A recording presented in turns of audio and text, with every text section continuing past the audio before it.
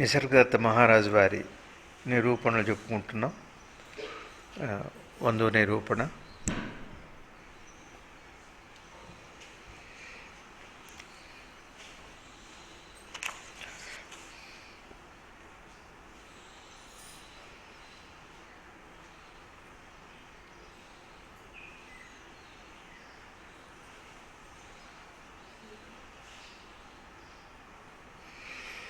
మనం పోయినసారి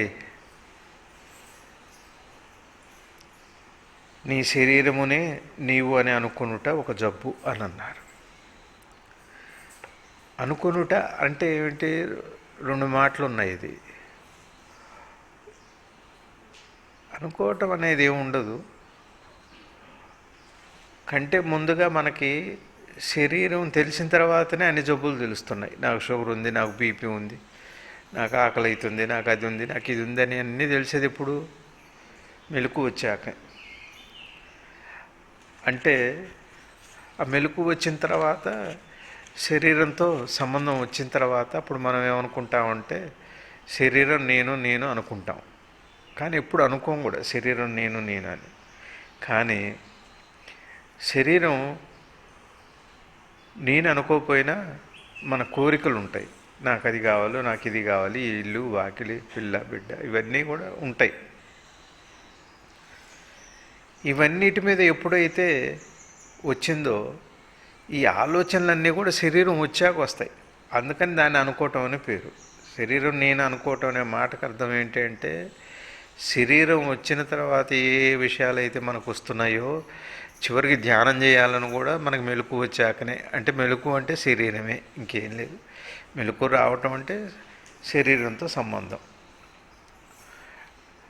కాబట్టి ఈ శరీరం వచ్చిన తర్వాతనే, శరీరం తెలిసిన తర్వాతనే శరీరం నేను అనుకోవటం ఒక జబ్బు అయితే ఆ శరీరం అదే జబ్బుతో ఆ జబ్బుతో మిగిలిన అనేక జబ్బులు, బీపీ షుగరు ఇట్లాంటివన్నీ అనేక బాధ. కాబట్టి నేను అని అనుకోవటం ఏమిటి అంటే ఇప్పుడు మనకి రెండే కనపడుతున్నాయి. ఒకటి మెలకువకు పూర్వం, తర్వాత మెలకు తర్వాత. మనందరికీ మెలకు తెలుసు. మెలకు అంటే ఏమిటో తెలుసు. అంటే ఏంటి? తెలియటానికి మెలకు అని పేరు, తెలియకపోవటానికి నిద్ర అని పేరు. ఒకటి నిద్ర ఉంది, రెండు మెలకు ఉంది, రెండే కదా. మెలకువలో అనేక కార్యకలాపాలు, అనేక కోరికలు, ఆశలు, రకరకాల క్రియలు, ప్రారంధము ఏవో ఇట్లాంటివన్నీ మెలకు వచ్చాక వస్తుంది. అందరికీ కూడా వైవిధ్యం అప్పుడే వస్తుంది. ఓ చెట్టు, పుట్ట, పక్షి, అట్లానే అనేక రకాల రూపాలు, అనేక రకాల నామాలు, అనేకం అంతా మనకు మెలకు వచ్చాకనే వస్తుంది అందరికీ. కానీ నిద్ర పట్టిన తర్వాత మెలకులో వైవిధ్యం ఉంది, కానీ నిద్రలో వైవిధ్యం లేనే లేదు. అందరికీ ఒకలానే ఉంటుంది. అన్నీ పోగొట్టుకుంటున్నారు కాబట్టి అందరూ ఒకటే అయ్యారు. కాబట్టి నిద్ర మెలకు అని బాగా మనం పదే మననం అంటే జాగ్రత్తగా గమనించుకోవాలి. మెలకు, నిద్ర శివుడు, మెలకు జీవుడు, అంతే తేడా. నిద్ర శివుడు అంటే అర్థం ఏంటి? నిద్రలో నువ్వు శివుడివి, మెలకువలో జీవుడివి. ఇక్కడ పెద్దలు ఏం చెబుతున్నారు? సత్యం అయితే ఎప్పుడూ ఉండేదే, ఒకలాగా ఉండేదే. అంటే శివుడి లక్షణాలు కూడా ఎప్పుడూ ఒకలానే ఉంటారు. ఆయన ఎప్పటికీ ఉంటారు, శాశ్వతంగా ఉంటుంది. పరమాత్మ అన్నాం, శివుడు అంటే పరమాత్మ. ఆ లక్షణాలన్నీ ఎప్పుడూ ఉంటాయి, ఒకలానే ఉంటాయి అందరికీ. నిద్రపోయిన వాళ్ళందరికీ ఒకలానే ఉంటుంది. మెలకు వచ్చాక వేరువేరుగా ఉంటుంది. తర్వాత మెలకు వచ్చిన తర్వాత మన శరీరంలో వచ్చే మార్పులు, బాల్యం, యవ్వనం, అట్లనే వృద్ధాప్యం, ఆరోగ్యం, అనారోగ్యం, సుఖం, సంతోషం, అట్లా అన్ని రకాలుగా ద్వైతంతో కూడినటువంటి బోల్డ్ భేదాలతో మెలకు కనపడుతుంటాం. ఏ భేదం లేకుండా ఎప్పుడు చిన్నప్పుడు నిద్ర అట్లనే ఉంది, పెద్ద అయ్యాక నిద్ర అట్లనే ఉంది, పశుపక్షాదుల నిద్ర అట్లనే ఉంది, ఏ దేశస్థుడి నిద్ర అయినా అలానే ఉంది. సత్యం అనే మాటకు అర్థం ఏంటంటే మార్పు లేనిది, అందరికి ఒకలాగానే ఉండేది, శాశ్వతంగా ఉండేది. శాశ్వతం అని అంటే పోయిన తర్వాత కూడా ఉంటుందా అనే కాదు దాని అర్థం. శాశ్వతము అంటే మనం ఉన్నంతకాలం, మనం మెలకు ఉన్నంతకాలం ఈ మనం పొందే అనుభూతి శాశ్వతంగానే ఉంటుంది. నిద్ర మనం బతికున్నంతకాలం ఆ నిద్ర అనుభవం ఒక్కలానే ఉంటుంది, ఏం మార్పు లేదు. ఇన్ని కష్టాలు ఉండనివ్వండి, ఎంత జ్ఞానం ఇవ్వండి, ఎంత జ్ఞానం ఇవ్వండి, ఎంత ధనవంతుడు కానివ్వండి, ఏదన్నా ఎప్పుడు ఒకలానే ఉంటుంది. అది మనం బాగా ఈ రెండు విషయాలు బాగా గుర్తుపెట్టుకోవాలి. కాబట్టి ఇప్పుడు మనం ఏం చేయాలి? ఏది దేనికి ఆధారమో ఆత్మ అనే మాటను మనం కొంచెం పక్కన పెట్టి, పరమాత్మ అనే మాటను పక్కన పెట్టి, తేలిగ్గా అర్థం కావటానికి నిద్రే పరమాత్మ అని పెద్దలు చెబుతున్నారు, అనుభవం అదే చెబుతుంది. కాబట్టి పరమాత్మ ఆధారం లేకుండా ఈ సృష్టి లేదు. పరమాత్మ ఉంటేనే ఈ సృష్టి, పరమాత్మ ఉంటేనే మెలకువ, పరమాత్మ ఉంటేనే జీవుడు. కాబట్టి పరమాత్మ ఆధారంగా ఉంది. కాబట్టి ఈ పరమాత్మగా నువ్వు ఎప్పుడు మారుతున్నావు అని భగవాన్ కానీ పెద్దలు కానీ ఏం చెబుతున్నారంటే నిద్రని చెబుతున్నారు. కాబట్టి నిద్ర జ్ఞానానికి పరాకాష్ట, అంటే నిద్ర అనుభవం. నిద్రలో అనుభవం ఉండదు కదా అంటే నిద్రలో అనుభవం లేకపోవటం ఏంటి? నాకు నిద్రలో ఏం తెలియదని చెబుతున్నారు కదా, అది అనుభవమే. నిద్ర అనుభవం అంటే నిద్ర దాని లక్షణాలు వేరు కాదు. నిద్రలో నాకేం తెలియదు అంటున్నామంటే అర్థం ఏంటి? అది అనుభవమే. నిద్ర అనుభవం లేదంటాడు. నిద్రని అనుభవించండి, నిద్రని ఎవరు అనుభవించలేరు. ఏం తెలియపోవటాన్ని అనుభవిస్తాడు కదా, దాన్ని నిద్ర అన్నారు. ఒక మొత్తమంది ఇంజక్షన్ ఇస్తే హాయిగా పడి ఉంటాడు, డాక్టర్లు ఆపరేషన్ పూర్తి చేస్తారా, మొత్తం వదలగానే లేస్తాడు. వాడికి ఏం తెలియదు అంతే. ఏం చేశారో ఈ శరీరంలో ఏం తెలియదు అది. కాబట్టి నిద్రని మనం బాగా జాగ్రత్తగా, నిద్ర నాకేం తెలియదు అంటున్నాం కదా, నిద్రలో నాకేం తెలియదు అంటున్నాం కదా, అందుకని నాకు నిద్ర తెలియలేదు, నాకు అప్పుడు ఏం తెలియదు, అట్లాంటి మాటలు అనకూడదు. మనం కొద్దిగా బాగా తేలిగ్గా ఆలోచిస్తే నిద్రలో నాకేం తెలియట్లేదు అని తెలిసింది చాలాది అనుభవం. నిద్ర అనుభవం అంటే నాకేం తెలియదు అని తెలియటం. మెలకు అంటే ఏమిటి? అన్నీ తెలియటం, తెలిసింది కూడా తెలియటం. ఇది మెలకువ, అంతే కదా, ఇంకేముంది? కాబట్టి ఈ తెలివి అనేది ఎక్కడి నుంచి పుడుతుంది అంటే తెలియని చోట్ల నుంచే తెలివి వస్తుంది. ఈ తెలివి అని అంటున్నాం మనం అంతా కూడా. ఎక్కడి నుంచి వస్తుందంటే తెలియని తలంలో నుంచి, అంటే శూన్యంలో నుంచే వస్తుంది. అది దానికి అదే ఆధారం. శూన్యమే ఉన్నదానికి ఆధారం. ఉన్నదానికి శూన్యం ఆధారం, కానీ శూన్యానికి ఉన్నది ఆధారం కాదు. శూన్యమే ఆధారం అది. కాబట్టి ఈ నిద్ర ఎప్పుడైతే ఆధారంగా ఉందో, అందులో నుంచి మనకు మెలకు వచ్చిందో, ఈ నిద్రని మెలకువలో తెలియటం, నిద్రలో తెలియకపోవటం. కాబట్టి తెలియకపోవటం ఆత్మానందం, తెలియటం ఈ ప్రపంచానుభవానికి తెలివి కావాలి. ఇకపోతే రెండోది, ఇక్కడ మనకి రెండు విషయాలు బాగా గుర్తుపెట్టుకోవాలి. ఏమిటంటే గురువు యొక్క వాక్యం మీద విశ్వాసం చాలా దృఢంగా ఉండాలి. గురువు మాట మీద మనకి విశ్వాసం లేకపోతే సాధకుడికి ప్రయోజనం రాదు. సాధకుడు ఎవరో కాదండి, ఆలోచనే సాధకుడు అనేవాడు. మీరు బ్రహ్మజ్ఞానానండి, లేకపోతే జ్ఞానానండి, దైవం అనండి, లేకపోతే నేననండి, నువ్వనండి, మీరు ఏదన్నా అనండి, అందే ఆలోచనలో భాగమే. బ్రహ్మజ్ఞాని కూడా నీ ఆలోచనలో భాగమే. కానీ బ్రహ్మజ్ఞానికి ఆలోచనలో ఆయనలో భాగం కాదు. అది అంతే తేడా. మనం ఎవరో బ్రహ్మజ్ఞానం అంటాం, లేకపోతే జ్ఞానం అంటాం, లేకపోతే ఆయన పరమ వస్తువు అంటున్నాం కదా, ఇవన్నీ మన ఆలోచనలో భాగం.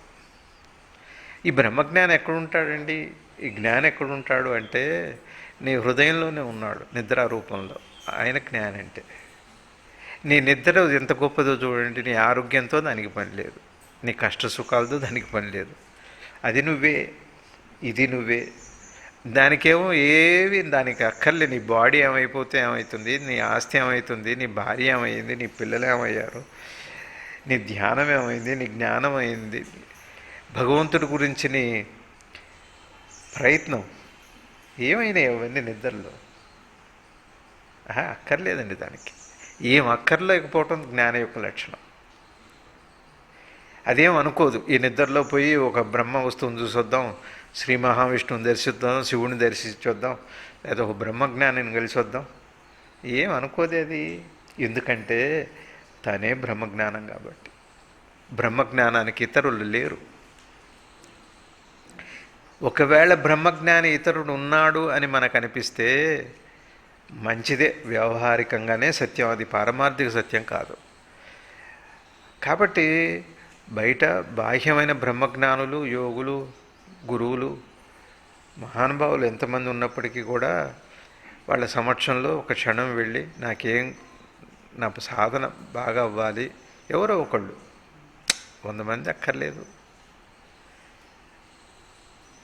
1000 మంది చుట్టూ తిరగక్కర్లేదు, ఒక్క ఆశీర్వచనం, ఒక రమణ భగవాన్, సద్గురు శివానంద గురుదేవులు వారు, అమ్మ జిల్లేడుముళ్ళమ్మ, ఎవరు మహానుభావుల దగ్గర ఒక్కసారి వెళ్ళి ఆ దీపం వెలిగించుకొచ్చుకుంటే ఇక అది ఆరిపోయే దీపం కాదు. ఆర్పివేయలేవు కూడా నువ్వు, నీ వల్ల కాదు. ఎందుకంటే నువ్వు ఎందుకు ఆర్పివేయలేవు అంటే ఆ దీపం దగ్గర నువ్వు ఉండదు, నువ్వు నేనని ఉండదు. దీపం దహించేస్తుంది మన అజ్ఞానాన్ని, మన గుణాలని, అహంకారాన్ని దహించేస్తుంది. అట్లా ఒక్కసారి వెలిగిస్తా, తేప చేయరు. అది ఒక్కసారే. నీకు వారి దగ్గరికి వెళ్ళాలనిపించడం వారి అనుగ్రహం, వెళ్ళిన తర్వాత వారితో వారి సాంగత్యం, వారి సమక్షంలో లభించటం అనుగ్రహం, దయ. ఆ తర్వాత వారి చూపు నీ మీద పడగానే అయిపోయింది అంతే. ఇంకా పదే వెళ్ళక్కర్లేదు. ఎందుకంటే నీకు అప్పచెప్పారు, చక్కగా నీకేం కావాల్సిందో అది ఇచ్చారు, అది ఎదుగుతుంది చక్కగా, హాయిగా నిమ్మళంగా ఉండాలి. కాబట్టి మనకు ఉండేటువంటి 2 మౌలిక లక్షణాలు ఏమిటంటే, పెద్దలు చెబుతున్న మాట ముఖ్యంగా విశ్వాసం చాలా బాగుండాలి, 2 శాంతి ఉండాలి. ఈ రెండు రెక్కలు లాంటివి సాధకుడికి. విశ్వాసం అనే మాటకు అర్థం ఏంటంటే, భగవాన్ ఏం చెప్పారంటే, చూడు నువ్వు అదే, నువ్వు ఆత్మవే అన్నారు. ఇప్పటిదాకా నేను మనిషిని, నేను దేహాన్ని, నా వర్ణం ఇది, నా కులం ఇది, ఇట్లా అని అనుకుంటున్నాం కదా. అది ఏది కాదు, నువ్వు పరమాత్మవే. అంటే నీ స్వరూపం పరమాత్మవే. అంటే మరి ఆ మాట తెలిసాక నేను సాధన చేయక్కర్లేదా స్వామి? అక్కర్లేదు. బోధ వినక్కర్లేదా స్వామి? విన్నావు కదా, అదే బోధ. చివరికి సాధన చేసి చేసి చేసి కఠోర పరిశ్రమ చేసి ఎంతో చేసిన తర్వాత కూడా చివరికి ఏమవుతుందంటే నేను అదే అని తెలుస్తుంది. అంత కష్టపడొద్దురా నువ్వు అదే. మరి ఇప్పుడు నన్ను ఏం చేయమంటారు? నువ్వేం చేయొద్దు, ఏం చేయొద్దు దానికోసం. మరి ఏం చేయకపోతే ఎట్లా? నువ్వు ఏం చేయకుండా ఉండలేవు. ఎందుకంటే నీ దేహ ప్రారంభం అవన్నీ చేయిస్తుంది. నువ్వు జపం చేస్తావో, హోమం చేస్తావో, యజ్ఞం చేస్తావో, గుళ్ళే తిరుగుతావో, యాత్రలే చేస్తావో, ఎవరి దగ్గరికి వెళ్తావో, అది నీ దేహ ప్రారంభాన్ని బట్టి ఉంటుంది. దాని గురించి నీకు గొడవ అక్కర్లేదు. అది ఏం చేసిందో గొడవ అది తెలియటం పేరు శాంతి. ఈ 2 చాలా బాగా గుర్తుపెట్టుకోవాలి. కాబట్టి సాధకుడు బాగా గుర్తుపెట్టుకోవాల్సింది ఏమిటంటే, నేను నిద్రలో పరమాత్మగానే ఉంటున్నాను, ఆ శాంతిని పొందుతున్నానని బాగా బాగా గుర్తుపెట్టుకోవాలి. ఆ తర్వాత బయట జీవనంలో సుఖదుఖాలు, కష్ట నష్టాల విషయంలో పెద్దగా కొద్దిగా బాధలు ఉంటాయి, బాధపడ్డా పర్లేదు. అదే పనిగా దాన్ని కాపాడుకోకుండా ఉంటే శాంతి మనకు వస్తుంది. కాబట్టి ఇవన్నీ కల్పించేది కూడా దేహమేనండి. దేహమే వచ్చాకనే జీవుడు అయ్యావు. కాబట్టి పెద్దల మాట యందు నా ఎరుక నాకు తెలియాలి అని అంటాం మనం. నా ఎరుక నాకు తెలియాలంటే నా ఆత్మదర్శనం నాకు కావాలండి, మేము చాలా ప్రయత్నం చేస్తున్నామండి అంటాం మనం. ఇది ఆలోచన కాదా చెప్పండి? ఆలోచనే కదా. నేను ఒక మాట చెబుతాను, నేను ఒక 40 రోజులు ఈ ఆలోచన పక్కన పెట్టి చేస్తే ఏమవుతుందో చూద్దాం మనం. ఆత్మదర్శనం ఎందుకు కాకుండా ఉంటుంది? ఇంకో తమాషా చెప్పనా నేను? నాకు ఆత్మదర్శనం కాలేదు అన్నది ఒక ఆలోచన. మీ ఆలోచన చేసేది ఎవరో తెలుసా అండి? ఆత్మ దేహంతో కలిసిన తర్వాత వచ్చే వికారం. ఆ లోపల ఆత్మ వస్తువు యొక్క తేజస్సు దేహంతో కలిసిన తర్వాత వచ్చే వికారం. కాబట్టి ఇది వదిలిపెట్టేస్తే 40 రోజుల పాటు చక్కగా గురువు భగవాన్ చెప్పినట్టుగా నేను పూర్ణుని అన్నాడుగా, ఇంకెందుకు? పూర్ణుడైన తర్వాత ఇక సాధన ఎక్కడుంది? శోధన ఎక్కడుంది? ప్రయాణం ఎక్కడుంది? గమ్యం ఎక్కడుంది? ఏది లేదు. ఆ తర్వాత ఏదో ఒక మంచి మాట ఏదన్నా వినటం, ఒక పుస్తకం ఒకసారి చదువుకొని అందులో మన మనసుకు నచ్చింది ఏదో ఉంటుంది, ఆ పాయింట్ తీసుకోవటం, ఆ నచ్చిన వాక్యాన్ని హృదయంలో పెట్టుకోవటం, అది విచారణ మార్గం. విచారణ మార్గం అంటే అర్థం ఏమిటి అంటే, విచారణ మార్గం అంటే నువ్వు చేసే విచారణ అని కాదు. విచారణ అనే మాటకు అర్థం, ఉదాహరణకి ఒకళ్ళు ఒక ఫ్రిడ్జ్ ఒక టీవీ కొనుక్కున్నారనుకోండి, విచారణ అంటే వెళ్ళి ఆ టీవీ ఏంటి, ఆ టీవీ ఎట్లా పనిచేస్తుంది, అందులో ఉన్నటువంటి ఆ లోపల ఉన్న సౌకర్యం ఇవన్నీ అడుగుతారా? మీకు తెలియదు చెప్పిన. వాళ్ళ ఇంటి వాళ్ళని ఏమడుగుతారంటే ఆ యజమాని, ఈ టీవీ ఎట్లుందండి, బాగుందా మీకు, మంచిగా ఉందంటే బాగుందంటాడు. అయితే విచారణ అయిపోయిందండి. ఒక అమ్మాయిని సంబంధం చూస్తున్నామంటే తెలిసిన వాడు అడుగుతావు, అమ్మాయి కుటుంబం మంచిది, అయిపోయింది విచారణ. ఇంకేం విచారిస్తావు నువ్వు? అమ్మాయి భవిష్యత్తు ఎట్టుంది, వైదవ్యం వస్తుందా, లేదా పిల్లలు పుడతారా పుట్టరా, ఆరోగ్యం బాగుంది, ఇది కాదు విచారణ అంటే. అది ఎవరు చెప్పలేరు కూడా. మహా అయితే జ్యోతిష్యుడు కొద్దిగా ఏమన్నా ఏదో నామమాత్రంగా ఏదో చెబుతారు, కానీ జ్యోతిష్యం కూడా కరెక్ట్ కాదు. కొంతవరకే దాని పరిధి. కరెక్ట్ కాదు అంటే అది నిజమే, కానీ దాని పరిధి దానికి ఉంది. దాన్ని పరమ ప్రమాణంగా తీసుకోవాల్సిన అవసరం ఏం లేదు. కాబట్టి విచారణ ఎట్లా? విచారణ అనే మాటకు అర్థం ఏమిటి అంటే, నువ్వు చేయకపోయినా ఎవరో దాని అనుభవాన్ని పొందిన వాళ్ళు చెప్తే కూడా విచారణ పూర్తి అవుతుంది. అది విచారణ మార్గం అంటే. విచారణని విచారించటం, విచారణని విశ్వాసంతో అంగీకరించడం పేరు విచారణ. బాగా గుర్తుపెట్టుకోండి. విశ్వాసాన్ని వివేకంతో అంగీకరించటం, మౌనంగా అవటం విచారణ యొక్క ఉత్కృష్టమైన స్థితి. అది భగవాన్ చెప్పారు, నువ్వు అది అన్నారు, గురువుగారు అన్నారు, నువ్వు అది అన్నారు. ఒక ఫారినరు బాగా తపస్సు చేసుకున్నాడు, బాగా పెద్ద అనుభవాలు పొందాడు, అమ్మవారు కనపడటం, మాట్లాడటం ఇవన్నీ జరిగినాయి. ఆయన గురువుగారి సన్నిధిలో వారు అమెరికా నుంచి గురువుగారు రిసీవ్ చేసుకోవటానికి వెళ్ళారట. గురువుగారును ఇంకెవరో పెద్దలు వారు చెబుతున్నారు, గురువుగారితో వారి అనుభవాలు చెబుతున్నారట. ఆయన పెద్ద ఆయన, చాలా పెద్ద ఆయన, చాలా పుస్తకాలు రాశారు. భారతదేశంలో అన్ని వేదాలు ఉపనిషత్తులు చదువుకున్నాడు, వాటి మీద పుస్తకం రాశారు. ఆయన గొప్ప మేధావి, గొప్ప ధ్యానం. అవి గురువుగారితో అన్నట్ట, నాకు రాత్రి అమ్మవారు ఇట్లా ఈ విధంగా అనుభవం ఇచ్చింది, ఇట్లా అనుభవాలు అయినాయి అన్నట్ట. గురువుగారు అన్నట్ట, ఇంకా ఎక్స్పీరియన్సెసే పట్టుకున్నారా అన్నట్ట, ఇంకా అనుభవాలనే పట్టుకున్నారా? అనుభవాన్ని వదిలిపెట్టండి, అత్యుత్తమైనటువంటి అనుభవం దొరుకుతుంది అన్నారు. మీరు అనుభవాన్ని వదిలిపెట్టగలిగితే, అనుభూతులను వదిలిపెట్టగలిగితే, అసలు చాలామందికి తెలియదండి. అనుభవాలకి వాస్తవానికి సత్యానికి తేడా తెలియదు చాలామందికి. మనం అనుకుంటాం కానీ తెలుసని తెలియదు అది. ఒక్కసారి ఇప్పుడు మొన్న ఎవరో నాకు ఫోటో పంపారు, ఏదో హోమం చేసుకుంటుంటే అందులో ఆంజనేయ స్వామి కనపడ్డాడని.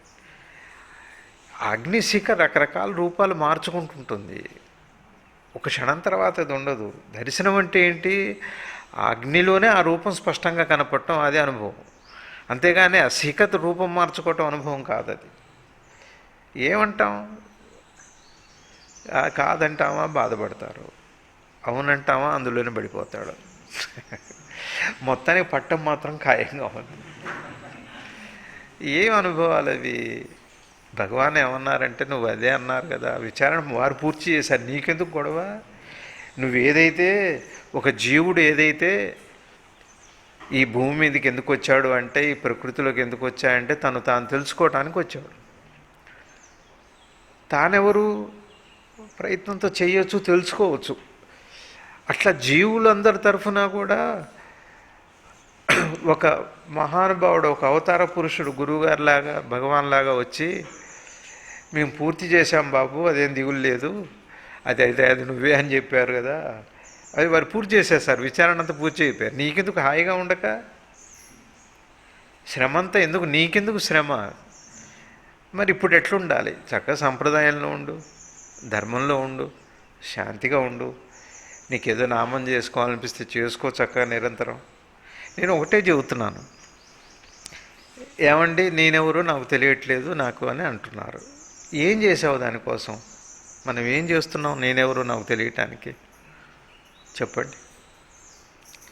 ఏం లేదండి, కాసేపు పుస్తక పఠనం చేస్తాను, కాసేపు విచారణ. ఏంటి విచారణ చేసేది? ఆత్మ అంటే ఏమిటంటే విచారణ అయిపోయిందా? ఏంటి విచారణ అంటే ఏంటి? విచారణ అంటే సాధన. సాధన యొక్క ఫలం ఏమిటంటే శరీరాన్ని మర్చిపోవటం. ఎందుకు? జబ్బు కదా అది. అసలు శరీరమే కారణం కదా, దాన్ని పట్టుకోవాలి కదా ముందు.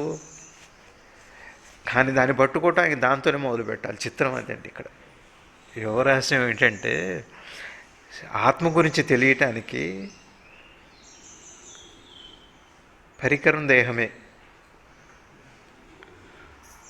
దేహాన్ని వదిలిపెట్టి ఆత్మను పట్టుకోవటానికి కూడా పరికరం దేహమే. మరి ఈ రెండు చేస్తున్నది లోపల ఎవరంటే మనసు. కాబట్టి ఏం చేయాలి? మనం శ్రద్ధగా కూర్చొని, భక్తుడు అయితే నాకు నామస్మరణ ఇష్టం అండి, పరమాత్మ నామం ఇష్టం అండి, నాకు జపం ఇష్టం అండి, చాలా మంచిది, అభిషేకం చేసుకో, పూజ చేసుకో, నైవేద్యం పెట్టుకో, అంతా అయిపోయిన తర్వాత చక్కగా హాయిగా విశ్రాంతిగా కూర్చొని, లేకపోతే ముందే అవి చేసుకొని తర్వాత దేవతార్చన నీ ఆ సంప్రదాయంలో ఏమున్నాయి అవేం వదలక్కర్లేదండి, వదిలిపెట్టాల్సిన అవసరం. పెద్ద పెద్ద మాటలు ఇప్పుడే నాకు అవన్నీ అక్కర్లేను, దాటిపోయాను, ఇవన్నీ ఇట్లాంటి మాటలు మాట్లాడకూడదు, అసలు తప్పు అది. కాబట్టి చక్కగా బాగా కూర్చొని శ్రద్ధగా గురువుకి నమస్కారం చేసుకొని కళ్ళు మూసుకొని ఆ రూపాన్నో ఆ నామాన్నో శ్రద్ధగా కొద్దిసేపు, అంటే కనీసం 2 గంటలు టైం చేయాలి, 2 గంటలు కూర్చోగలగాలి. ఎందుకంటే 40 నిమిషాల తర్వాత చిన్నగా ఈ జబ్బు శరీరం కాబట్టి, శరీరమే కారణం కాబట్టి, తెలియకుండా చేయటానికి శరీరమే కారణం కాబట్టి ముందు శరీరాన్ని వదిలిపెట్టాలి.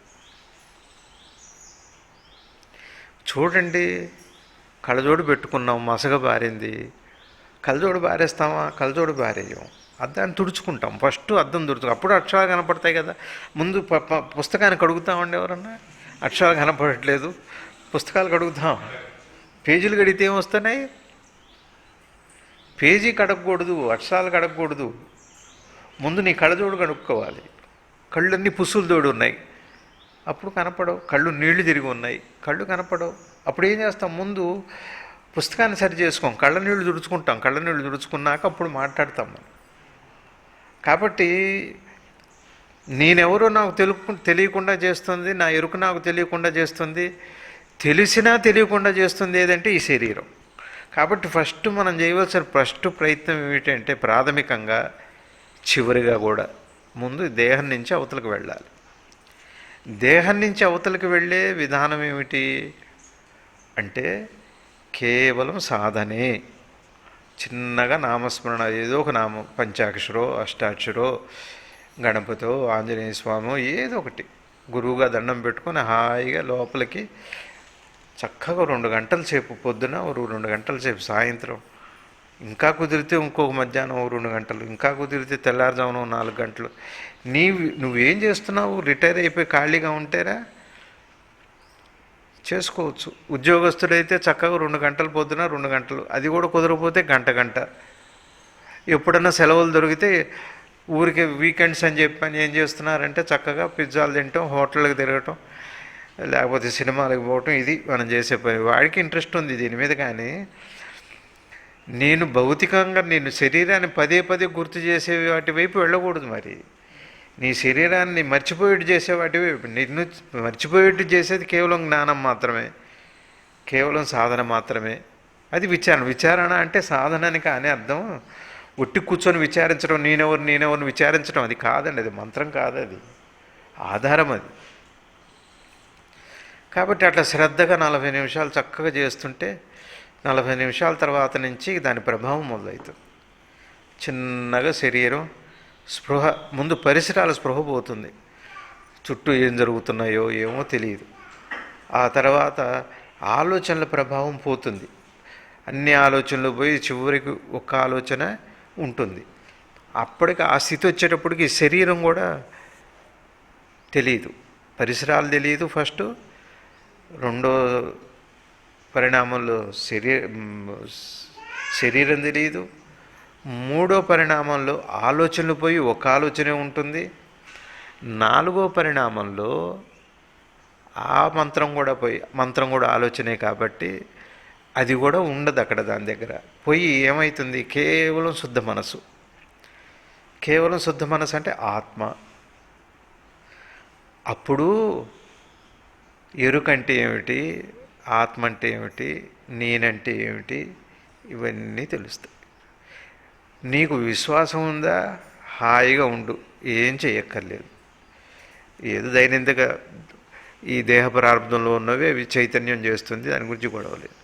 లేదండి నేను తెలుసుకోవాలి అట్లంటే ఎట్లా అనుకున్నారా, చక్కగా శ్రద్ధగా చేయాలి. అంతేగాని ఊరికి నేను పుస్తకాలు చదువుతానండి, వాళ్ళ జ్ఞానుల దగ్గరికి వెళ్తానండి. ఏం జ్ఞానుల దగ్గరికి, ఎంతమంది దగ్గరికి వెళ్తాం, ఎంతమంది జ్ఞానులు కావాలి, ఎంతమంది ఉన్నారు జ్ఞానులు అసలు?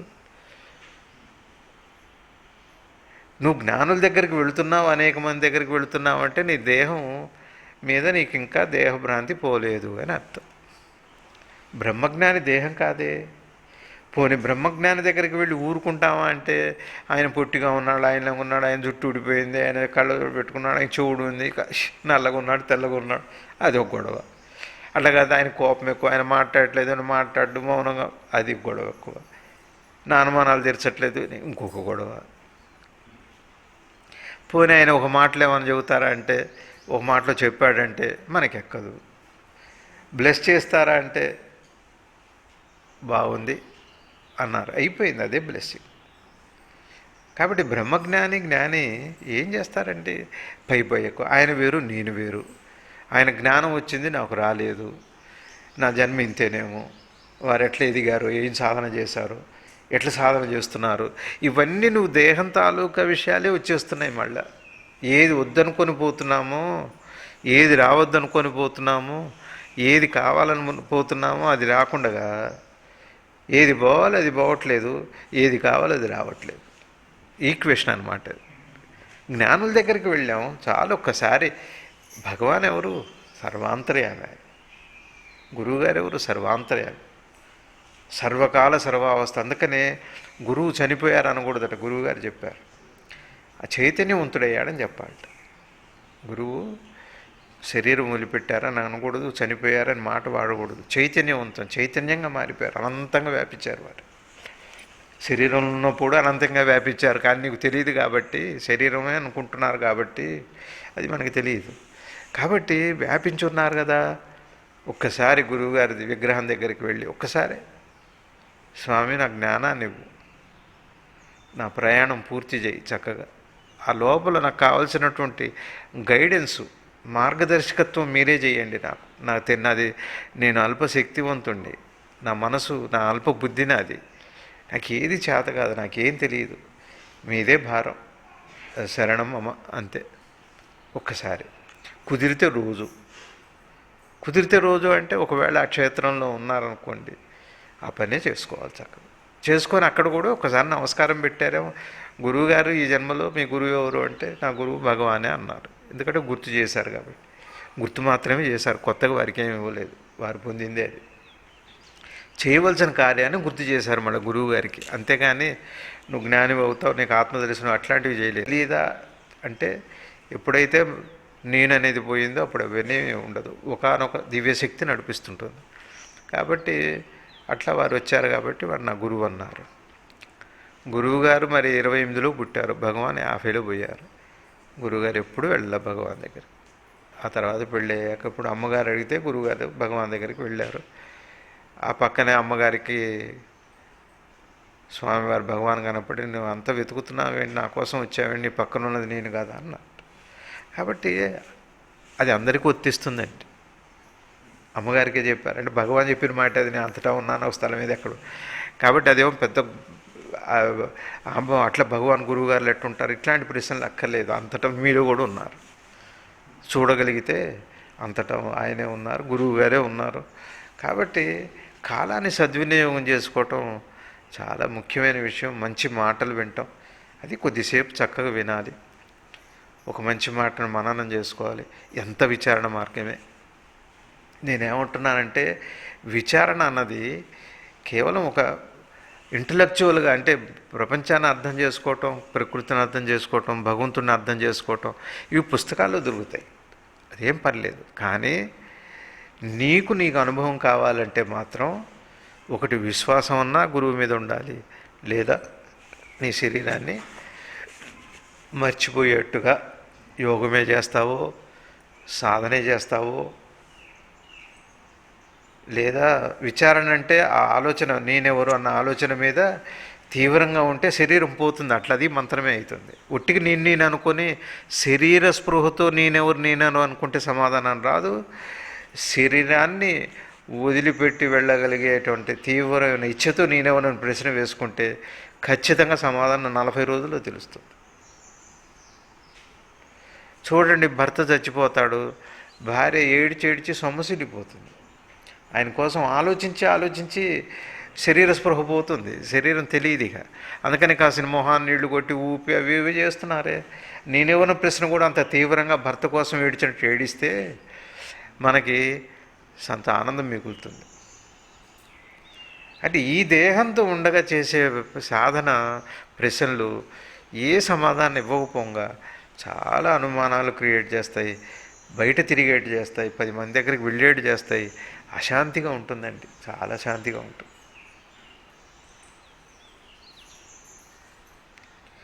ఈ నేనెవరు శరీరం మర్చిపోయి చేసే సాధనంత ఫలము గురువు మాట మీద విశ్వాసం ఉంచి నువ్వు అదే అన్నారని హాయిగా అట్లా ఉండటం కూడా అంతే తప్పకుండా అనుభవం అవుతుంది. అవి తీరుతుంది అనుభవం. మనము అటు ఒక కాలు ఇటు ఒక కాలు, ఆ పడవ మీద ఒక కాలు ఈ పడవ మీద ఒక కాలు. భగవాన్ విచారణ మార్గం చేయమన్నారు. ఏం చెప్పారు అసలు చేయకుండా? విచారణ మార్గం చేయమన్నారు. విచారణ మార్గం నువ్వెవరో తెలుసుకో అంటే అది చెప్పారుగా చక్కగా. సాత్విక ఆహారం తీసుకోవాలి, మితంగా మాట్లాడాలి, మితంగా వ్యవహరించాలి. అట్లా ఉంటేనే మనకు అనుభవం అవుతుంది. నేను ఉన్నాను అనుభవం ఉండుట చేత మాట ఉన్నది. నేను ఉన్నాను అను అనుభవం చేత మాట ఉన్నది.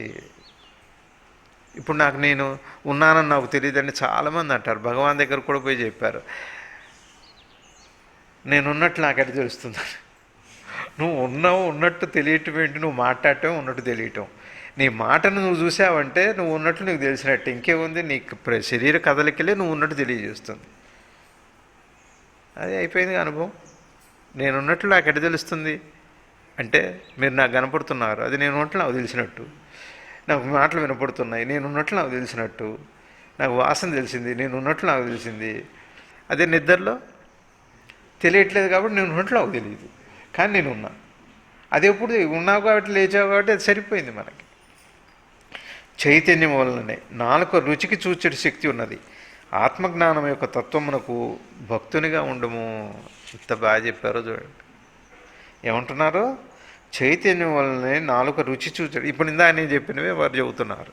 నాలుక రుచి చూసే శక్తి ఉంది, కంటికి చూచే శక్తి, వీరికి వినే శక్తి, చర్మానికి స్పర్శ.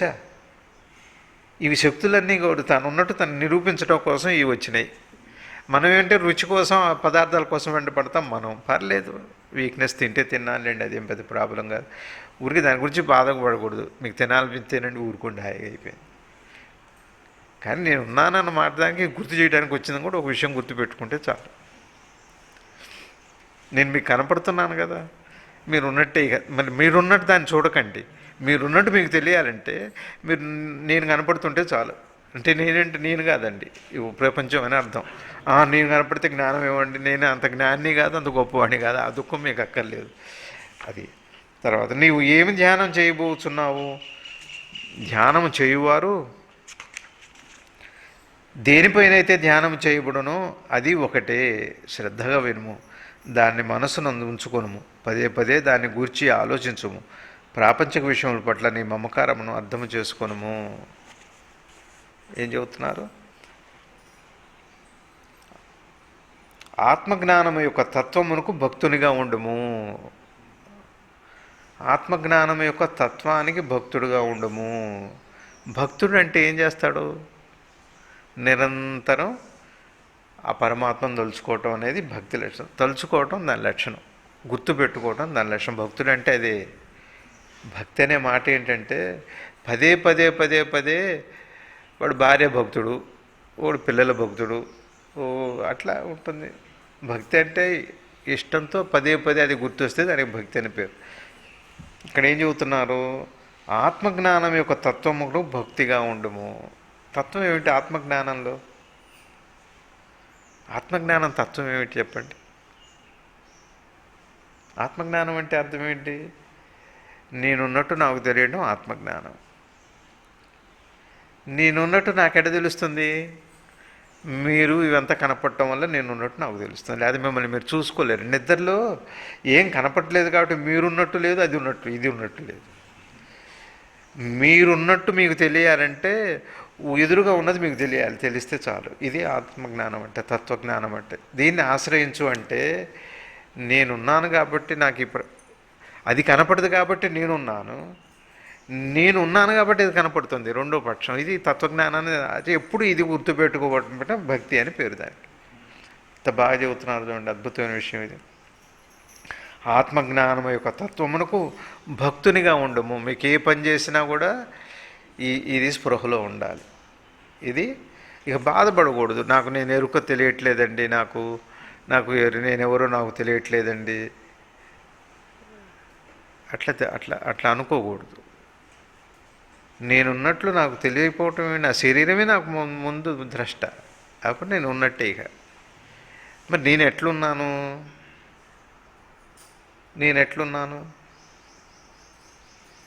అంటే నేనున్నట్లు నాకు శరీరం వల్ల తెలుస్తుంది కాబట్టి నేను ఉన్నట్లు నాకు తెలుస్తుంది. నేను ఎట్లా ఉన్నానో తెలియాలంటే నిద్రలో ఎట్టున్నావో అదే అండి, అది నీ స్వరూపం. అర్థమవుతుందండి? ఎరుక ఎట్లా ఉంటుంది? ఎట్లా తెలుస్తుంది అంటే నేనున్నట్లు నాకెట్లా తెలుస్తుంది అంటే కనపడుతున్న ఈ ప్రపంచం అంతా, అనుభవిస్తున్న ఈ ప్రపంచం అంతా సర్వం నీతో కలిపి అది తెలుస్తుంది కాబట్టి నువ్వు ఉన్నట్లు నీకు తెలుస్తుంది. ఈ ప్రమాణం. నేను ఎట్లా ఉన్నానో నాకు ఎట్లా తెలుస్తుంది? నేను ఆత్మగా ఉన్నానంటే నిద్రలో అందరికీ అదే తెలుస్తుంది, అంతే. నువ్వు నిద్రలో ఎట్లున్నావో అట్లా ఉన్నావు. ఈ నిద్రకి దేహం వచ్చింది. నిద్ర అంటే ఆత్మేనండి, వేరే ఏమనుకోకండి. పరిపూర్ణమైన ఆత్మలక్షణం అది. ఈ ఆత్మలక్షణాన్ని గుర్తుపెట్టుకోవటమే భక్తిగా ఉండమని అంటున్నారు. కాబట్టి నిద్రకి దేహం వచ్చింది, నిద్రలో దేహం పోయింది. నిద్రకి దేహం రావటాన్ని జీవుడు అంటున్నాం, నిద్రలో సర్వం పోవటాన్ని పరమాత్మ అంటున్నాం. ఇది గుర్తుపెట్టుకోవటం పేరు తత్వం యొక్క భక్తి. నేను ఎట్లున్నా అని చెప్పండి, నా స్వరూపం ఏమిటి? నాది కాదు, లోపలిదే నిద్ర. మరి నిద్ర నాకు తెలియట్లేదు కదండి అంటే నిద్ర తెలియదు, కానీ దాని లక్షణం ఏమిటో మీకు మెలకువలో దేహం వచ్చాక నువ్వు ఉన్నట్లు నీకు తెలుస్తుంది. నిద్రకి అది రెండో లక్షణం. నువ్వు ఉన్నట్లు నీకు తెలియటం అది రెండో లక్షణం. నువ్వు ఉన్నట్లుగా నీకు తెలియకపోవటం మొదటి లక్షణం. నువ్వు ఉన్నట్లు నీకు తెలియటం రెండో లక్షణం. నువ్వు ఉన్నట్లు నీకు తెలిసి నేను దేహం అని అనుకోవటం మూడో లక్షణం. చిన్నగా మనం వెనక్కి ఎట్లా వెళ్ళాలి? నేను దేహం అని చిన్నగా, దేహం నేను కాదు అంటే ఏం చేయాలి? దేహం నేను కాదు అని తెలియటానికి ఏం చేయాలి? దేహాన్ని మర్చిపోయేంత శ్రద్ధతో సత్యాన్ని మనం ఆరాధించాలి. కాబట్టి ధ్యానము చేయువాడు దేనిపైతే ధ్యానం చేయుచున్నాడో అదే ఒకటే. ఎంత బాగా చెబుతున్నారు, ఎంత బాగా చెబుతున్నారు. అజ్ఞానం అనే మాటకి చక్కటి ఉదాహరణ చెప్పారు. పరమాత్మ వస్తువు, ఆత్మ వస్తువు దేహం వచ్చిన తర్వాత ఏమైందంటే నీ దేహం అనుకుంది. అది ఒట్టి భ్రమ మాత్రమే. అనుకోవటం అన్నీ నిజమైతే అండి, మనం ఎన్నో అనుకుంటున్నాం కదా, వాడు మంచివాడు కాదు, వీడు చెడ్డవాడు కాదు, ఇది మంచిది అది చెడ్డది అనుకుంటూనే ఉంటాం. అనుకోవటం ఎప్పుడు సత్యం కాదు. అది అనుకోవటం సత్యం అండి, ప్రూవ్ అయినా కూడా సత్యం కాదు, అది నిలబడదు. అది అట్లా అనుకుంటున్నది ఇప్పుడు ఏం చేస్తుంది చెప్పండి. ఇప్పుడు మీరు ఏం చేస్తున్నారంటే, మనం దేహం అనుకుంటున్నాం. మొట్టమొదట జబ్బు అనే అనుకున్నాం, దేహం అనుకుంటున్నాం కదండి. ఇట్లా నేను దేహం అనుకునేది ఎవరో తెలుసా అండి? ఆత్మే, పరమాత్మే. నేను దేహం అని అనుకుంది కదా, ఇప్పుడు ఏం చేయాలి? నేను దేహం కాదు, నేను పరమాత్మ, నేను విన్నాను కాబట్టి నేను పరమాత్మను తెలుసుకోవాలని పరమాత్మగా మారాలి, ఆత్మదర్శనం చేసుకోవాలని ప్రయత్నం చేసేది ఎవరు అండి? మళ్ళీ అదే. ఈ భారం తగ్గించాడు భగవాను, నువ్వు అదే అని చెప్పని. ముక్కు ఎట్టుంది అంటే చుట్టూ చూపెట్టి ముక్కు దగ్గరికి తీసుకురావడం ఒక పద్ధతి. కాబట్టి బాగా గుర్తుపెట్టుకోవాల్సిన విషయం ఏమిటంటే, నువ్వు అదే అనే మాటని ఇట్లా అంటే, ఏది వెతుకుతుందో, ఏది తప్పుగా భ్రమించిందో, ఏది పూర్ణత్వంగా ఉందో, మూడు ఒకటే, నువ్వు అదే అంటే ఈ మాట చెప్పారు. ఇగో ఇది తత్వజ్ఞానం భక్తి అంటే. భగవాన్ నువ్వు అదే అని చెప్పిన మాట మీద మీకుండే విశ్వాసానికి భక్తి అని పేరు. నువ్వు ప్రయత్నం చేస్తున్నావే, దేహ లక్షణం అది, ఆలోచన లక్షణం అది, ఆలోచన లక్షణం అది. ఒకటి శ్రద్ధగా వినుము, దానిని మనసునందు ఉంచుకొనుము. ఎప్పుడు ఆ గురుబోధని మనసులో ఉంచుకో, పదే పదే దాన్ని గూర్చి ఆలోచించము. ప్రాపంచిక విషయముల పట్ల నీ మమకారమును అర్థము చేసుకొనుము. నీ పిల్లలు, నీ ఇల్లు, నీ వాకిలి, నీ ఇష్టాలు, కోరికలు, ఇవి కూడా జాగ్రత్తగా ఆలోచించుకో. వాటి గురించి కూడా ఆలోచించుకో, కానీ ఇది కూడా ఆలోచించుకుంటూ ఉండు. ఆలోచించుకో అంటే అర్థం ఏంటో తెలుసా అండి? అసలు మనం కాస్త ఆలోచించుకో అంటాం కదా, కాస్త నువ్వు ఎవరితో మాట్లాడుతున్నావు ఆలోచించుకోమంటాం కదా, అంటావా? మా మామూలు మాటల్లో కాస్త ఎవరితో మాట్లాడుతున్నావు కాస్త ఆలోచించుకో, మాట్లాడు, నువ్వు ఎక్కడున్నావు కాస్త ఆలోచించుకొని చూడు అంటాం కదా. ఒక్క క్షణమే గుర్తుపెట్టేది ఆలోచించుకోమంటే, ఒక క్షణమే. అది గంట సేపు దాని గురించి నేనే ఎవరితో మాట్లాడుతున్నాను అని ఒక చోట ఆసనం వేసుకొని కూర్చొని ఆలోచిస్తారంటే ఎవరన్నా? ఒక్క క్షణం కొంచెం నిమ్మడం అవ్వగానే, అమ్మో నేను ఎస్ఐ గారితో మాట్లాడుతున్నాను, నేను చీఫ్ మినిస్టర్ గారితో మాట్లాడుతున్నాను, నేను గురువు గారితో మాట్లాడుతున్నాను, నేను నా భార్యతో మాట్లాడుతున్నాను, నేను పరాయి స్త్రీతో మాట్లాడుతున్నాను నేను అని ఎంతసేపు పడుతుందో ఆలోచించుకోవటానికి? అసలు ఆలోచించినట్టే అర్థమైందండి. ఎదుటి వస్తువును ఒక క్షణం గుర్తు పెడితే చాలని, అదే ఆలోచించుకోవటం అంటే.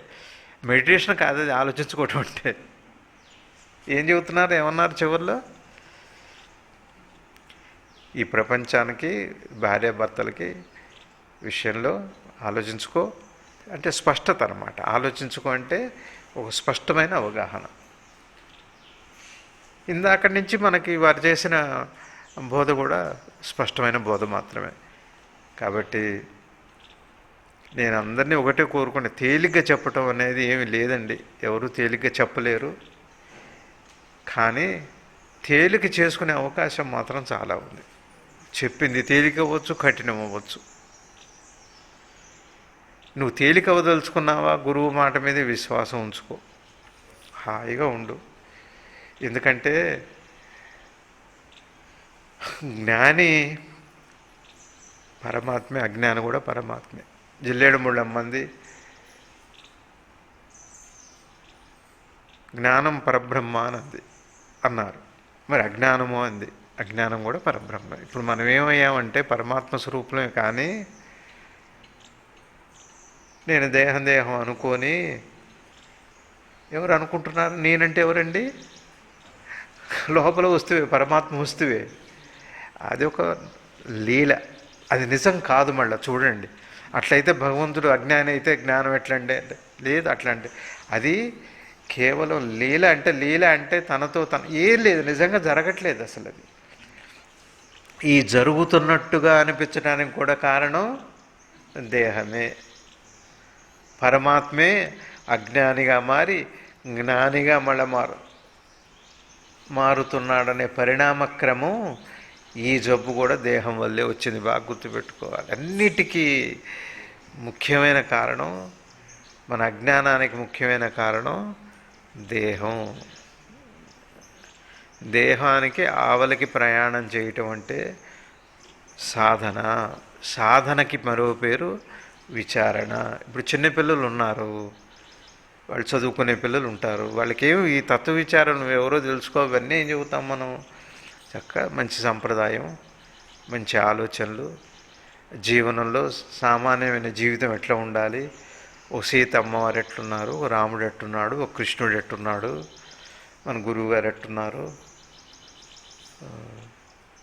ఇంకా పెద్దలు ఈ లోకంలో ఉన్న ఆదర్శప్రాయులు, అట్లానే ప్రాతస్మరణీయులు, వీళ్ళందరూ ఎట్లున్నారు, అట్లాంటి కథలు చిన్నపిల్లలకి చెబుతుండాలి. అట్లానే విచ్చలవిడిగా తిరుగుతున్నారు వాళ్ళ మరి యువత, వాళ్ళు ఇష్టానికి ఉన్నారు జీవితం అంటే. వాళ్ళు కూడా కాస్త మంచి పుస్తకాలు చదవటం, జీవితాన్ని అర్థం చేసుకోవటం, మహానుభావుల చరిత్రలు చదువుకోవటం. మహానుభావుల చరిత్రలు అంటే మహర్షుల దగ్గర నుంచి నేటి మహనీయుల వరకు చదువుకోవచ్చు. చక్కగా పిల్లలు చదువుకోవాలి. పెద్ద పిల్లలు చదువుకోలేకపోతే పెద్దవాళ్ళు తల్లిదండ్రులు చెప్పాల్సిన బాధ్యత ఉంది. అమ్మ మనం ఎట్టుండాలి, చాలా సామాన్యంగా కనపడాలి, శుభ్రంగా శుచిగా అందంగా కనపడటం, శుభ్రంగా ఏం కనపడటం ఏం దోషం కాదు. కాబట్టి పిల్లలకి చెప్పాల్సినవి ఇవి. ఉద్యోగం చేసుకునే వాళ్ళకి చెప్పవలసింది ఏమిటంటే బాధ్యతలు మర్చిపోయి ధ్యానం నేనెవరో తెలుసుకోవాలని చేసే విధానం కూడా మంచిది కాదండి. నీ బాధ్యత గురువుగారికి ప్రజలు కలిసేవాళ్ళు, పొద్దుపూట ఆఫీస్ ఉండేది, ప్రజలు కలిసేవాళ్ళు బాగా, ప్రశ్నలు ఇవన్నీ కష్టాలు సుఖాలు అర్ధరాత్రి చేసుకునేవారట.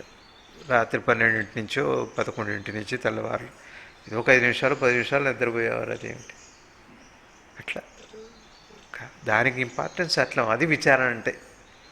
విచారణ అంటే ఏమిటి? నీకు టైం ఎంత పర్మిట్ చేసింది, సబ్జెక్ట్ నీకు ఎంత అర్థమైంది, దానికోసం నువ్వు ఎంత శ్రమిస్తున్నావు, దానికి విచారణ మార్గం అని పేరు. విచారణ నేనెవరు ఏమిటండి? ఎవరిని అడుగుతా అక్కడ అరుణాచలం వెళ్ళి నేనెవరని అడిగితే అరుణాచలేశ్వరుడు ఏమంటాయంటే నేనేరా నువ్వు అంటాడు. అట్లెట్ట మీరు ఎట్లయితారు? మళ్ళీ దేహాత్మ భావన వచ్చేసింది. మీరు ఎట్లయితారు? మీరు అనంతంగా ఉన్నారు, నేను కొంచెం ఉన్నాను, నేను 6 అడుగులే ఉన్నాను. ఇక దేహం ఏం చేస్తుందంటే ఒక పట్టాను ఒప్పుకోదండి, అస్సలు ఒప్పుకోదు. దేహం ముందు దేహం నేను కాదని తెలియాలంటే విచారణ చేయాల్సిందే. విచారణ అంటే సాధన చేయాల్సిందే. సాధన మార్గం విచారణ మార్గం వేరు కాదు, బాగా గుర్తుపెట్టుకోండి. విచారణ అంటే ఇంటలెక్చువల్ ఎక్సర్సైజ్ కానే కాదు. నేను ఎదుగుతున్నాను అంటే, నేను ఎదిగానంటే నాలో ఎంతో ఇంకా రెండో భావం పోవాలండి. నేను ఎదిగానన్న దానికి గుర్తు ఏమిటి అంటే, ఈ ప్రపంచంలో ఎంత గొప్ప విషయమైనా నన్ను కదిలించకపోతే, ఎంత గొప్పవాడు కూడా నన్ను కదిలించకపోతే, ఏ విషయం నన్ను కదిలించకపోతే నేను ఎదుగుతున్నట్లు లెక్క. మళ్ళా నేను ఇతరం ఉంది, నాకు ఇతరం కనపడుతుంది, నేను అజ్ఞానంలో ఇంకా నేను ఎదగాలి, నాకు ఆశీస్సులు కావాలి, లేకపోతే నాకు అది కావాలి, నాకు ఇది కావాలి, ఇట్లా అనుకుంటున్నామంటే మనం 10 అడుగులు ముందుకు వేసి 1000 అడుగులు వెనక్కి వెళ్ళిపోతున్నట్టు గుర్తుపెట్టుకోవాలి. గుర్తుపట్టాలి దాన్ని. అటు జరుగుతుందో లేదో గుర్తుపెడితే నువ్వు ఆ పని చెయ్యవండి. బాగా గుర్తుపెట్టుకోండి. మీరు ఆ పొరపాటు చేయరు. గుర్తుపట్టం కాబట్టి మనం గుడ్డిగా వెళ్ళిపోతున్నాం. మనం ఒకవేళ గుర్తుపట్టాము అంటే తప్పకుండా దాన్ని ఆపేస్తాం ఆ ప్రక్రియని. అయ్యో నా సాధన కట్టయ్యే విషయాలు నేనెందుకు చేయాలి? పూర్వకాలంలో మహర్షులు ఊళ్ళు తిరిగి ప్రచారం చేయలేదు. వాళ్ళు ఋషి ఆశ్రమాలకు ఎవరన్నా ఇట్ట జిజ్ఞాస ఉన్నవాడు వెళ్ళేవాడు, పని పూర్తి చేసుకొని వచ్చేవాడు. వాళ్ళకి విద్యాభ్యాసం అయిన తర్వాత ఒకసారి ప్రపంచంలోకి వెళ్ళి చూడు, ఒక 5 ఏళ్ళు 10 ఏళ్ళు తిరిగి తర్వాత ఇంటికి వెళ్ళు, రాజ్యపాలన చేస్తావో వ్యాపారం చేస్తావో పెళ్లి చేసుకోండి. ప్రపంచ జ్ఞానం లేకుండా పెళ్లి చేసుకొని ఏం ప్రయోజనం అండి? ప్రేమించడం ప్రపంచ జ్ఞానమా? ప్రేమ ప్రేమ ప్రేమ అంటున్నాడు, ప్రపంచ జ్ఞానమా? ఒక అమ్మాయిని ఒక అబ్బాయిని ప్రేమించడం పెద్ద కష్టమైన పని అంటే అది ప్రపంచ జ్ఞానం అంటే అది కానే కాదు. మొత్తం వివాహ వ్యవస్థను అర్థం చేసుకోవటం అంతా కూడా ప్రేమే. వివాహ వ్యవస్థను అర్థం చేసుకోవటం పేరు ప్రేమ. భగవంతుడు ఈ జీవుడికి చేసిన ఏర్పాటు పేరు ప్రేమ. కాబట్టి అట్లా తిరిగి అట్లా చేసుకునేవాళ్ళు పూర్వకాలంలో. కాబట్టి ఇప్పుడు మనం యాత్ర వెళ్ళినా ఊరికే తినడానికి పడుకోవటానికి రూమ్ బాగుంది, ఉద్దేశమే మంచిగా లేదు. కాబట్టి ఈ సత్యాన్ని మనం బాగా గుర్తుపెట్టుకోవటం పేరు భక్తి. దానికోసం తపన పట్టడం పేరు భక్తి. దాన్ని చెప్పినట్టుగా విచారణ అంటే, విచారణ ఎప్పుడో పూర్తి అయిపోయింది. ఎవరు చేశారు పూర్తి? ఎవరు చేశారు? భగవాను, గురువుగారు, నిసర్గదత్త మహారాజు గారు, జిడ్డు కృష్ణమూర్తి గారు వాళ్ళు విచారణ చేసేసారండి మీ తరఫున. ఇంకేం మీరు చేసేది ఏమిటి? నువ్వు అదేం చెప్పాక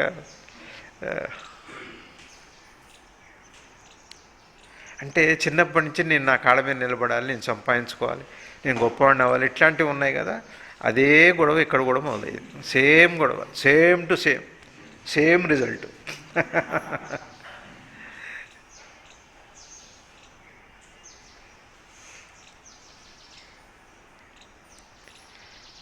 పెద్దవాళ్ళు మనకి అన్నం వడ్డిస్తుంటే కడుపు నిండంగానే చాలంటాం మనం.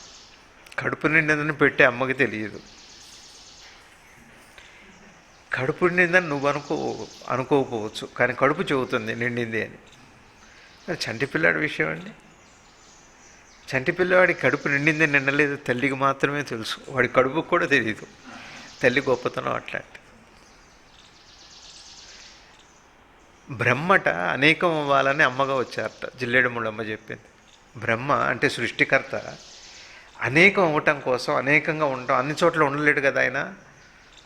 బ్రహ్మ అన్ని చోట్ల ఉండలేడుగా. అన్ని చోట్ల ఉండటానికి అమ్మ రూపంలో వచ్చాట బ్రహ్మ. అమ్మ ఎవరు కాదు, బ్రహ్మే అంటుంది ఆ తల్లి. అద్భుతమైన మాటలు అవి.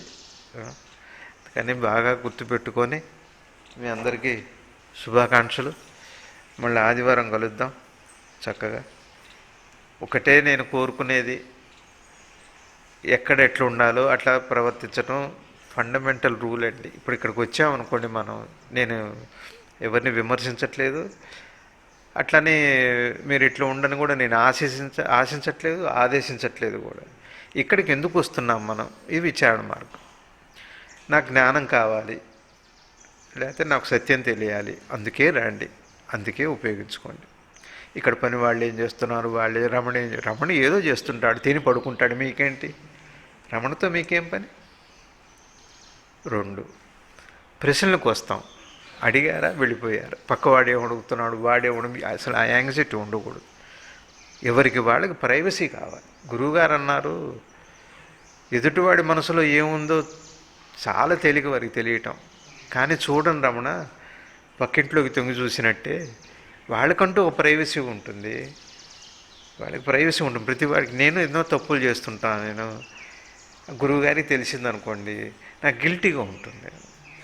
నేను మంచివాడిని, గొప్పవాడిని అనుకొని గురువు ప్రేమ పడుతుంటేనే నాకు తృప్తి. కానీ నువ్వు అట్లాంటి వాడివి, నువ్వు ఇట్లాంటి వాడివి, నువ్వు ఇట్లాంటి అదేం గురువు, వీడేం శిష్యుడు, వీడెందుకు వెళ్ళాడు, వాడెందుకు పిలుచుకున్నాడు, అది ఎప్పటికీ అర్థం కాదు. రైలు పట్టాలా అటు చేయడు గురువు.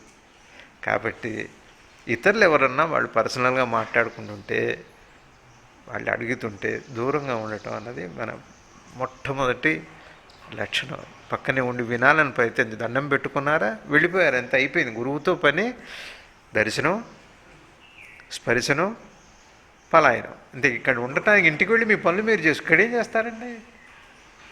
మీరు కూర్చొని వ్యాపారం ఎట్లా ఉంటుంది, ఎట్లా ఉంటుంది అంటారు. విచారణ చేయమన్నారు. అసలు ఏంటి సంవత్సరం కలిసి వస్తుందో, కలిసి ఎరువులు మంచివి, అవి మంచివి, మంచి ఏంటా గొడవ. 2 తర్వాత వీలైనంత వరకు వచ్చిన తర్వాత వేరే వాళ్ళకి, పని వాళ్ళకి మీరు పనులు చెప్పకూడదండి. అది చాలా తప్పదు. ఈ ఆశ్రమే కాదు, అరుణాచలం వంటవాడిని ఇవాళ నాకు వంకాయ కూర ఇష్టం, అరుణాచలం వెళ్ళి వాడు వంకాయ కూర చేయించుకుంటాడండి. ఎందుకు పోయాడు అసలు అరుణాచలం? ఈ వంకాయ బాగటానికే కదా, పోయి వంకాయ కూర అడుగుతాడు. ఇవి ఇట్లాంటి ఇదంతా విచారణ మార్గం. విచారణ మార్గం అంటే ఇంకేంటి? నీ ప్రతి కదలిక అందంగా, సౌందర్యంగా, సుందరంగా ఇతరులకు ఉపయోగపడేట్టుగా చక్కగా ఉండాలి. పిల్లలు ఉంటారు, రిటైర్ అయిన పీపుల్ ఉంటారు, చక్కగా హాయిగా ఎందుకు ఇక్కడ కట్టుకున్నారు ఇళ్ళు? చక్కగా వచ్చి గురువుగారి దర్శనం చేసుకోవడం, గంట కూర్చోవటం, కాస్త నామం చేసుకోవటం, జపం ఏమి ఇంట్లో ఏం చేస్తారండి అసలు? నాకు అర్థం కాకూడదు. క్షేత్రాన్ని వాడుకోవాలి కదా. మాకు ఇక్కడ కాదు, ఇంట్లోనే ఇంట్లోనే చేసుకోండి, ఏం పర్లేదు, ఏం తప్పులేదు. ఇవన్నీ కూడా అంతే. ఊరికి ఇక్కడ ఇల్లు కట్టుకోగానే సరిపోదు. ఇల్లు ఇల్లు కట్టుకోవటం ఏం చేస్తారు? ఇల్లు కట్టుకోపోతే మాత్రం ఏం చేస్తారు? ఈ విషయాలన్నీ మనకి బాగా ఇక్కడే కాదు, ఎవరింటికి పోయినా అట్టనే ఉండాలి. వాడి కష్ట సుఖాలు మనకు తెలిసి ఉండాలి. వాళ్ళు ఇప్పుడు పోతే ఇబ్బంది పడతారని అనుకోవటం విచారణ మార్గం. ఎప్పుడు పోతే వాళ్ళకి బాగుంటుంది అనుకోవటం విచారణ మార్గం. అప్పుడు ఆ పరిస్థితుల్లో ఆ సంఘటనలో వచ్చే శాంతికి అనుభవం అని పేరు. ఇదే అనుభవం ఎవరికైనా కావచ్చు. మన వల్ల వాళ్ళకి, వాళ్ళ వల్ల మనకి. చిన్నపిల్లలకు కూడా మంచి మాటలు చెప్పటం, చక్కగా తీసుకురావటం. భయపడుతున్నారు పిల్లలకి, పిల్లలు కూడా అట్నే తయారయ్యారు. అది వాళ్ళకి జాలేండి. మీకు వాళ్ళ సబ్జెక్టు బాగా అర్థమైంది అనుకుంటున్నాను నేను.